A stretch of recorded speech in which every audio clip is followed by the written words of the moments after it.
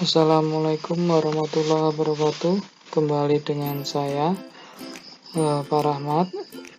Kali ini kita akan membahas tentang sistem pendingin mesin sepeda motor. Langsung saja.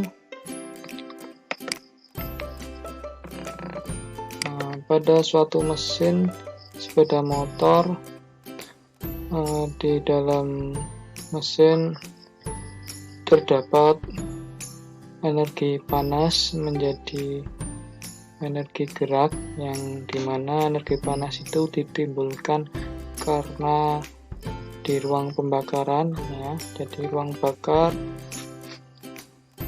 menggerakkan piston, ya, terus akan menggerakkan poros engkol pada akhirnya. Terus pada di ruang bakar, apabila terus menerus, jadi akan mengakibatkan mesin terlalu panas, ya, sehingga apabila ini dibiarkan saja, karena di dalam mesin itu sebagian besar terbuat dari logam, ya, karena logam sendiri nanti ada sifat yang namanya pemuaian, ya. Kalau ini dibiarkan saja, semakin besar pemuaiannya, ini akan mengakibatkan kerusakan pada komponen. Ya, makanya diperlukan yang namanya sistem pendingin biar suhu kerja mesin selalu terjaga. Seperti itu. Ya, itu. Terus langsung saja ke materi. Ya, sistem pendingin sendiri nanti sebenarnya untuk mencegah atau mengurangi panas yang ditimbulkan oleh mesin, ya. Terus nanti di sistem pendingin itu ada beberapa jenis, ya, sistem pendingin. Sebelumnya kita ke fungsinya terlebih dahulu, ya. Jadi udah hampir saya terangkan tadi, fungsinya sudah bisa dipahami. Yang pertama tadi yang penting sekali adalah mengurangi panas motor, ya. Jadi apabila mesin tidak panasnya tidak dikurangi, akan membahayakan mesin itu sendiri, ya. Terus yang kedua ada fungsinya untuk mempertahankan agar temperatur motor selalu dalam temperatur kerja. Jadi pada umumnya sekitar 80 derajat sampai 99 derajat Celcius, ya, tidak boleh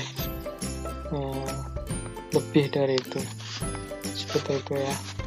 Terus untuk yang ketiga, untuk mempercepat motor mencapai temperatur kerja, itu fungsi pendingin, ya. Terus tadi ada jenis-jenis sistem pendingin dalam sepeda motor itu ada beberapa, ya. Kalau di sini ada 2 sistem pendingin. Yang pertama di sini adalah sistem pendingin udara. Ya, dari sistem pendingin udara ini maksudnya pendinginnya medianya langsung menggunakan udara sekitar, ya. Lewatnya mana? Ya, kalau di mesin sepeda motor bisa dilihat di dalam blok silinder atau kepala silinder itu terdapat sirip, ya. Terdapat sirip yang fungsinya untuk memperlebar penampang untuk mengeluarkan panas, ya, dari logam tersebut, sehingga dibuat sirip. Jadi luas penampangnya semakin besar, semakin cepat mengeluarkan panas. Makanya dibuat bersirip. Jadi siripnya itu bukan hanya untuk hiasan, jadi sebagai sistem pendingin udara. Seperti itu. Nah, sebenarnya ada juga nanti yang menggunakan sistem udara menggunakan kipas ya. Nanti kipasnya untuk mengipasi mesin itu sendiri. Jadi memanfaatkan putaran dari mesin terus untuk memutarkan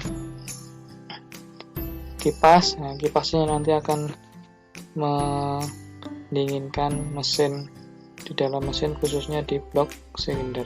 Seperti itu. Terus yang sistem yang kedua menggunakan sistem pendingin air.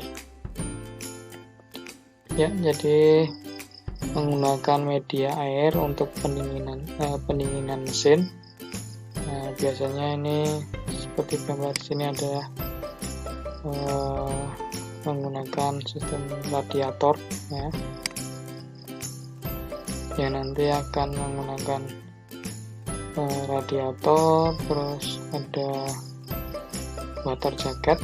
Nah, di dalam blok silinder nanti ada water jacket. Nah, water jacket itu nanti adalah lubang di mana air pendingin itu mengalir.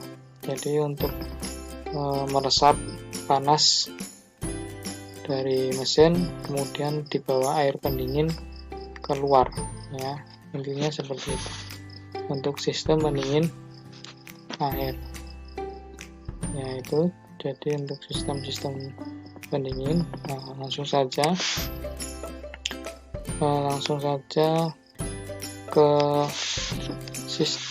komponen sistem pendingin air ya.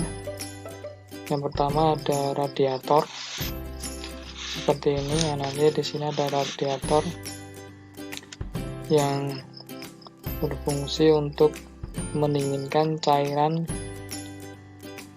air radiator yang dari mesin ya. Jadi kalau sudah mesinnya temperaturnya lebih dari 80, nah nanti airnya akan masuk ke 80 derajat Celcius, maksudnya airnya akan masuk ke radiator seperti ini. Nah, itu yang untuk radiator. Jadi nanti ada sebuah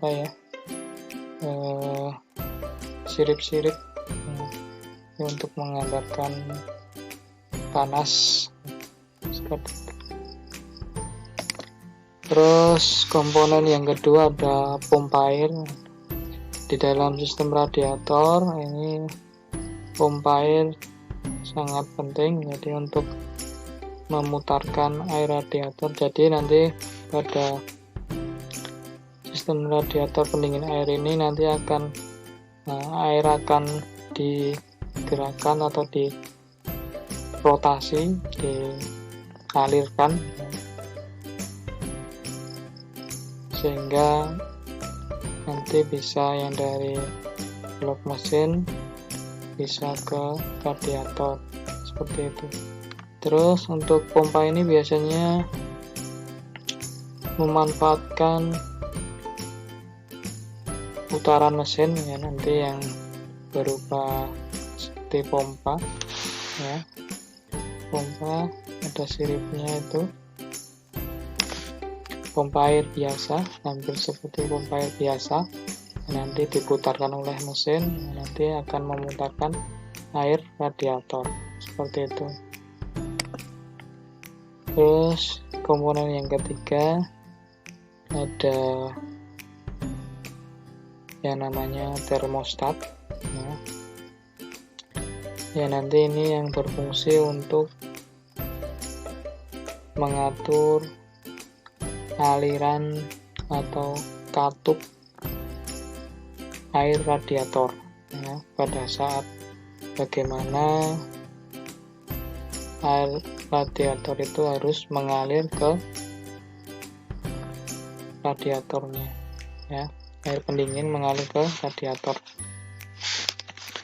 Jadi di sini nanti untuk katup diatur oleh termostat ya, jadi membuka dan menutupnya aliran menggunakan termostat, jadi pengukur suhu ya.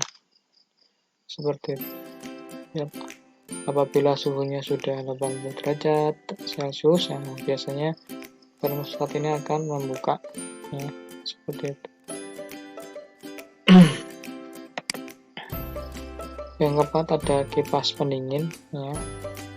Jadi untuk membantu radiator dalam pendinginan biar lebih cepat, dibuat kipas. Nanti kipas ini nanti ada yang digerakkan oleh porosingkol dan kipas yang digerakkan oleh motor listrik sendiri, seperti itu. Biasanya yang motor listrik sendiri itu pada sistem motor injeksi nanti ada saklarnya. Kalau diinjeksi ya biasanya menggunakan sensor. Jadi pada saat suhu panas, sudah terlalu panas, nanti motor listriknya atau kipasnya maksudnya akan mulai bekerja, jadi mulai hidup, dia berputar seperti itu. Sebenarnya ada beberapa lagi komponen, ada tangki juga ada, nanti ada pipa, saluran air radiator yang sangat penting. Itu dari komponen sistem pendingin air. Cara kerjanya bagaimana? Jadi ini ada sebuah mesin dan sistem pendingin. Nah, di sini ada radiator, ada kipas, ada selang pipa. Ya. Terus di sini ada pompa, di sini ada block cylinder, ada water jacket. Ya. Terus menuju ke termostat. Terus di sini ada tutup radiator. Nah, nanti di tutup radiator ada selang atau saluran ke tangki cadangan di sini. Nah, bisa dilihat. Nah, ini sudah panas, dia akan mengalir. Ya. Nah, seperti itu. Untuk sistem pendingin sepeda motor ini tadi sudah sedikit saya jelaskan. Jadi fungsinya pada saat suhu motor itu di bawah suhu kinerja mesin, yaitu sekitar 80 derajat Celcius di bawahnya. Nah, jadi termostat ini akan menutup. Jadi akan menutup aliran air radiator yang dari blok silinder. Jadi nanti air itu akan mengalir saja ke blok silinder, nggak mengalir ke radiator. Makanya kalau masih 80 derajat Celcius ke bawah, jadi termostat ini menutup. Apabila nanti suhunya di air radiator sudah mencapai 80 derajat ke atas sampai maksimal 99 Celcius, ya nanti termostat ini akan membuka terus mengalirkan air yang suhunya panas sekali langsung ke radiator untuk didinginkan. Nah, setelah dingin nanti kembali ke blok silinder. Nah, di sini ada pompa untuk memompakan air radiator. Pada tekanan berapa dia akan membuka, dia masuk ke, kalau airnya berlebih, tekanan lebih, dia akan masuk ke tangki. Kalau air radiatornya kurang, tekanan kurang, nah, di sini tangki yang ada di air akan masuk ke radiator, seperti itu. Itu ya. Nah, jadi cara bacanya seperti itu. Terus kita ke simulasinya. Ini untuk simulasi yang termostat. Nah, ini cara kerja termostat tadi yang saya jelaskan. Nah, ini sudah mulai panas 80 derajat ya. Kalau misalnya dingin, dia kembali ke bypass ya. Jadi ke blok silinder lagi ya. Nah, kalau udah panas dia akan ke radiator. Ini ke bypass lagi. Kalau udah panas ya dia ke radiator. Suhunya berapa? 80 derajat Celcius. Jadi ini posisi menutup termostat, dia membuka. Seperti itu.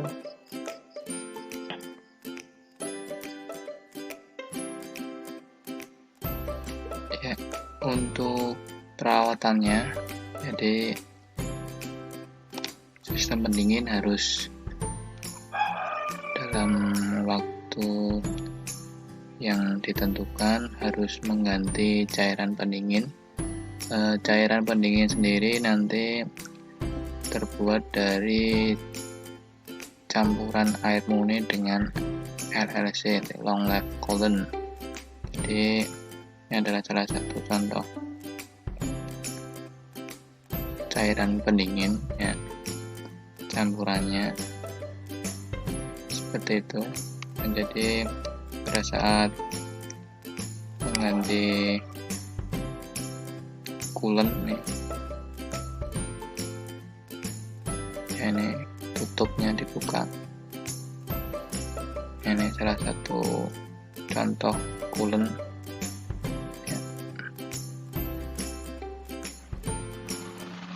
Ya, seperti itu.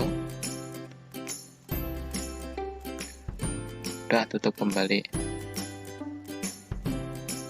Dan untuk perawatan yang lain, nah ini yang paling penting, ini pemeriksaan overload dan pemeriksaan termostat.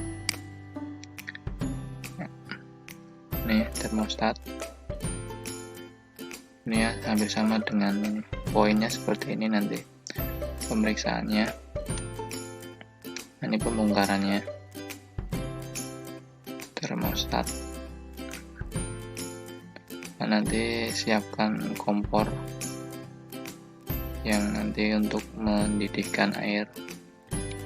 Nah, seperti ini. Nanti pada saat air mendidih diukur menggunakan termometer. Jadi pada saat tersebut termostat harus dicelupkan ya ke dalam air tersebut nanti sampai suhu 74 sampai 78 sampai 80, tidak tentu ya. Nah, pada saat suhu tersebut termostat harus membuka ya. Nah, di sini pada saat termostat pada temperatur 72 Celcius, ini contohnya ya, itu katupnya harus membuka. Kalau kok di sebelum 72 sudah membuka, berarti termostatnya ada masalah. Nah, terus pada saat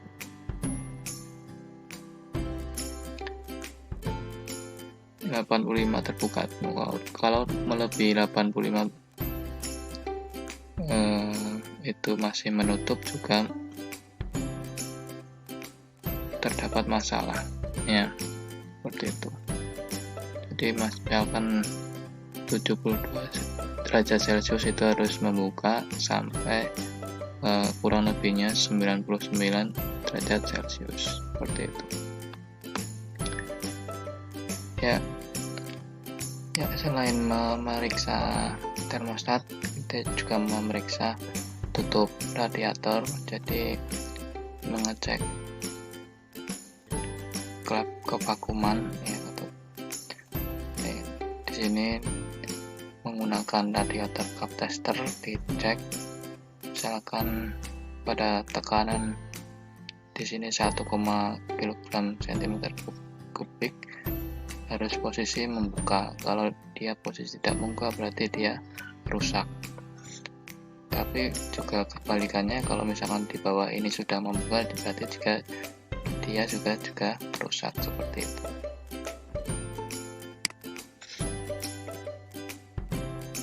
Dan juga untuk pemeriksaan kebocoran juga sama, jadi nanti menggunakan alat radiator cup tester, dicek ya, pada radiator dipasang, terus dipompa sampai tekanannya 0,9 kg per cm kubik selama 10 detik. Apabila pada tekanan tersebut dia tetap nggak turun, berarti nggak ada kebocoran. Seperti itu. Ya, ini cek kebocoran radiator. Mungkin itu.